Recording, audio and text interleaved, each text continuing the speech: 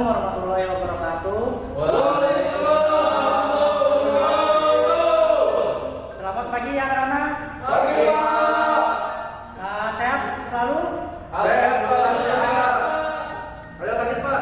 Ada yang sakit siapa? Batiar. Batiar. Ya, Pak. Nanti kasih tahu ya ketua kelasnya. Bilang ke Batiarnya nanti ada tugas dari saya nanti ya. Oke, Pak. Baik, kita absen dulu ya. Yang pertama Hanil Hamdal. Hadir, Pak. Hadir. Oke, Muhammad Fadil Rahman. Hadir, Pak. Hadir. Nur Hisham. Hadir. Hadir. Sahli. Ada, Pak. Ada. Baca tadi izin ya.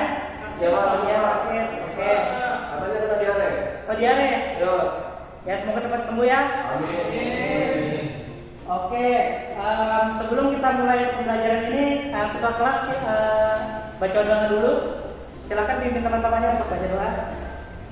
Baik, teman-teman semua, sebelum kita melaksanakan pembelajaran, baiknya kita berdoa terlebih dahulu agar pelajaran itu lancar. Berdoa mulai. Berdoa selesai. Baik, alhamdulillah. Untuk pelajaran hari ini kita kemarin sudah membahas tentang bagaimana belajar tajwid kan. Udah masih ingat apa enggak pelajaran tajwidnya tadi? Lupa, Pak. Kalau segera mengingatkan aja, kita kemarin mempelajari tentang tajwid mengenai ikhfa dan juga iqlab. Karena sudah tuntas semua mengenai tajwid, kita lanjut ke pembelajaran yang baru mengenai tentang menempatkan bacaan gharib dalam Al-Quran untuk membentuk sikap cermat.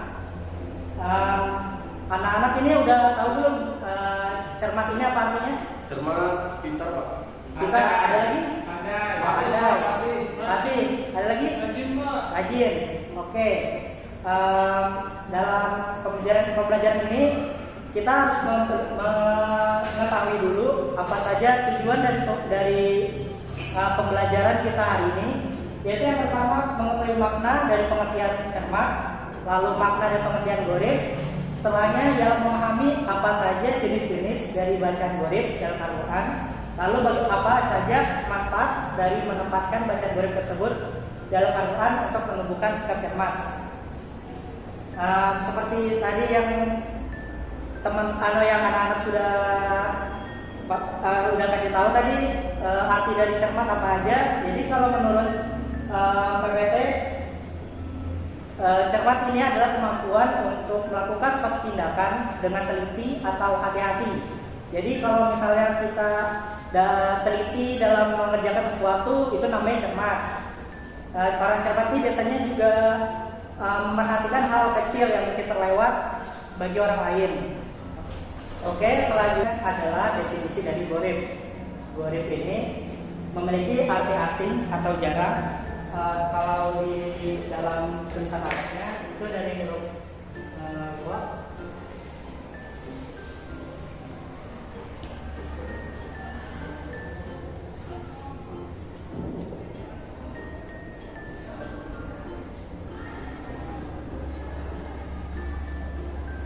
Tulisan gharib ini berasal dari kata gharibun atau yang berarti asing atau jarang dalam bahasa Arabnya. Dalam konteks Islam sendiri, gharib ini sering digunakan untuk merujuk pada kata-kata dan Al-Quran yang jarang atau tidak lazim digunakan dalam bahasa Arab sehari-hari ataupun dalam mempelajari Al-Quran itu sendiri. Gharib ini termasuk dalam ilmu al-aswad, yaitu ilmu yang khusus mempelajari bagaimana melapaskan Al-Quran dengan baik dan benar, dan merupakan turunan dari ilmu tajwid.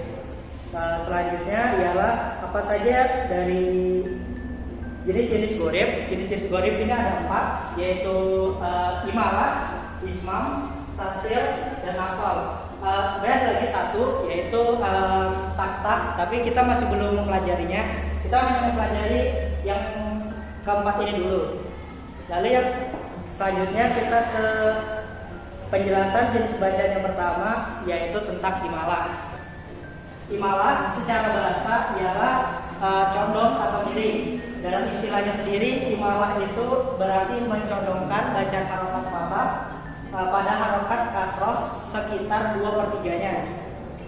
Ya, lalu istilah yang kedua ialah memiringkan bacaan fathah ke arah bacaan kasroh atau memiringkan bacaan alif ke arah ya. Menurut Imam Hafs, bacaan imalah dalam Al-Quran hanya ada satu, yaitu pada Quran surah Hud, yaitu Quran surah yang ke-11 ayat 41 juz yang ke-12. Dalam cetakan Arab, bacaan imalah ditandai dengan titik diamond atau getas di bawah bacaan. Sementara untuk cetakan Indonesia ditandai dengan tulisan imalahnya sendiri di bawah bacaan imalahnya. Nah, di sini bisa kita lihat ada tanda diamond di bawah huruf bacaannya. Kalau untuk cetakan bahasa Indonesia sendiri ada tulisan imalah dalam huruf gundul untuk bacaan dari imalahnya. Untuk pembacaannya sendiri saya akan baca dulu baru kalian ikuti ya. Baiklah. Oke, jadi bacanya adalah Bismillahirrahmanirrahim. Wa qala arkabu fiha bismillahi majreha wa mursaha inna rabbi laghafurur rahim. Ayo sama-sama. Bismillah.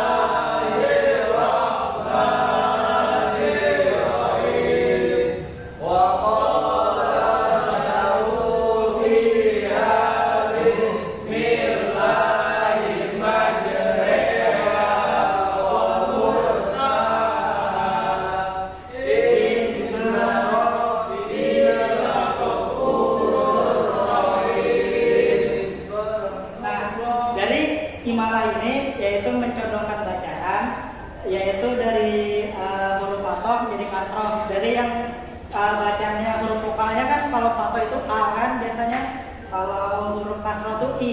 Karena dicondongkan dari a ke i, maka kita mengambil huruf vokal tengahnya yaitu e.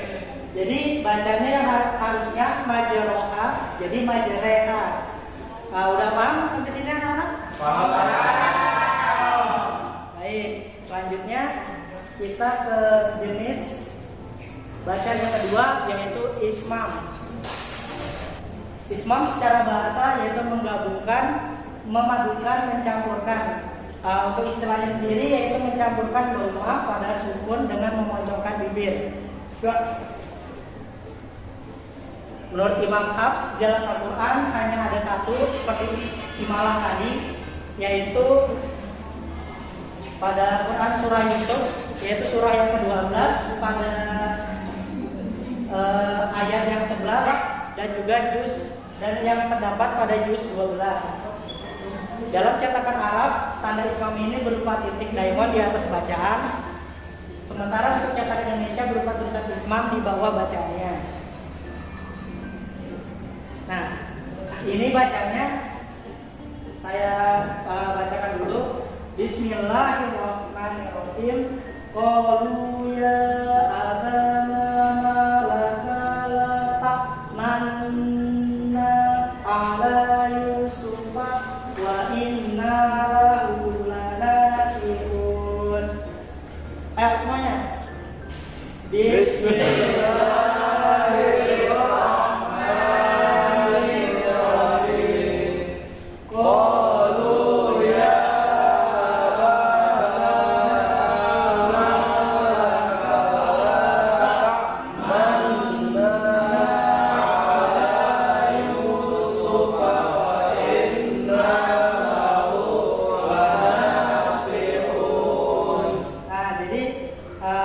Dari artinya tadi yaitu mencampurkan doma pada sukun dengan memoncongkan bibir.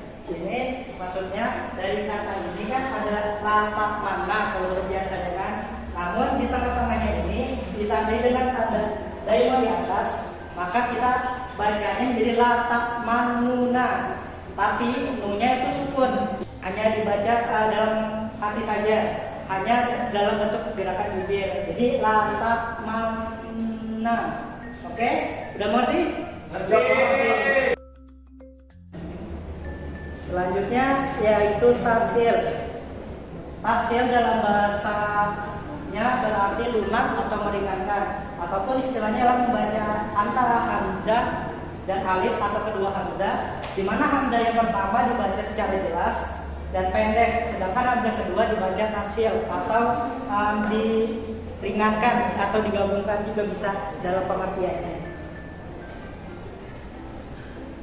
Dalam qiraah Imam Asim riwayat Hafs juga terdapat ada satu bacaan tasil, yaitu pada Quran surah Fussilat ayat 44 yang terdapat pada juz 24. Dalam cetakan Arab, tasil memiliki tanda berupa titik tebal di atas hurufnya.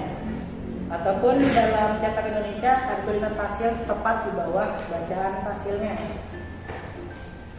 Oke, karena ini surahnya terlalu panjang, jadi saya menjelaskan saja di mana hurufnya. Oke, hurufnya ada di atas ini.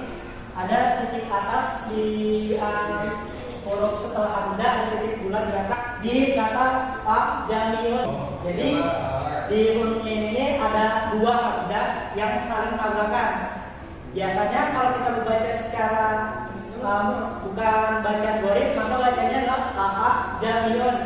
Namun ternyata ini adalah bacaan gorib, yaitu tasil, di mana dua hamzah ini ditasilkan atau diringankan menjadi jamiun wa arabi. Coba sama-sama. Jami'un wa rabbi. Sekali lagi. Jami'un wa rabbi. Jenis yang terakhir yang akan kita jelaskan yaitu naqal, yaitu memindah atau menggeser, di mana istilahnya ialah kita memindahkan harokat hamzah ke huruf mati sebelumnya, dan setelah itu hamzah yang dipindahkan tadi itu dibuang bacaannya. Maksudnya di mana? Ini ada terdapat pada surah Al-Hujurat ayat 11 juz ke-26.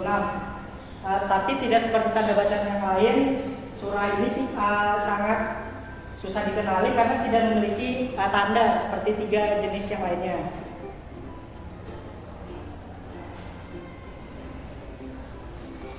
Nah, tandanya ada di, bacanya ada di sini ya, di salismu. Kalau menurut tulisan biasa, ini bacaannya adalah di sal ismu, ya kan? Karena huruf lamnya mati, huruf i-nya hidup ya, jadi di sal ismu. Namun ternyata ini adalah tanda bacaan gorib, di mana pembacaannya agak berbeda, di mana huruf hamzah yang awalnya dipindahkan ke huruf lamnya, atau huruf alif dipindahkan ke huruf lamnya. Jadi yang awalnya bisal ismu jadi bisal ismu. Untuk bacanya Bismillahirrahmanirrahim. Langsung dari sini aja. Bisal ismul fusuqu ba'dal iman. Ayo ulangi. Bismillahirrahmanirrahim. Bisal ismul fusuqu ba'dal iman. Oke, selanjutnya karena materi sudah selesai, sebenarnya Bapak punya game, namun sepertinya waktu sudah tidak cukup. Jadi ini dijadikan PR aja, terutama untuk tadi yang nggak turun ya, si Bastian tadi ya, bilangin teman-temannya. Siapa? Oke, PR-nya. Nah, jadi silakan ini di screenshot, siapa ketua kelasnya atau Sali screenshot ya PR-nya. Untuk pertemuan selanjutnya silakan dikumpul. Oke, terima kasih, itu saja dari saya. Semoga dari pembelajaran ini kita bisa mengetahui bagaimana sikap cermat. Dengan sikap cermat tersebut kita bisa mengetahui apa saja bacaan-bacaan yang mungkin sebenarnya tidak lazim dalam Al-Quran, sehingga dalam bacaan tersebut kita membacanya dengan baik dan benar, sehingga artinya juga jelas dan juga bisa tersampaikan dengan baik para pembaca Al-Qurannya ataupun pendengarnya. Itu saja dari saya. Wassalamualaikum warahmatullahi wabarakatuh. Waalaikumsalam.